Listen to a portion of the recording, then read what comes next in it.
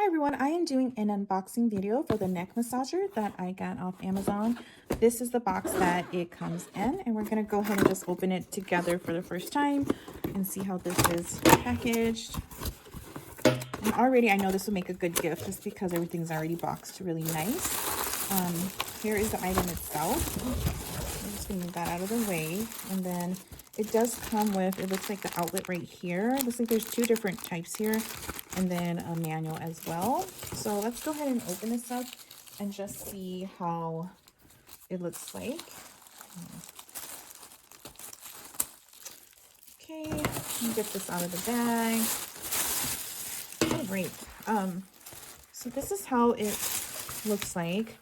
I would say that this is pretty bulky, but it looks like very, very good quality for this leather here. And then there is a zipper right here, which I'm not really sure why, but I guess if you ever needed to take it out, but there's a zipper right here, and then the charging cord attached is right here as well. So it looks like, okay, so then on one side here, there is the power button here, and I don't know if this is charged yet. It's not, but this is where you would go ahead and charge it, and then you put this around your neck, and then you can charge it and then change the settings from here. So that's my unboxing video of this neck massager.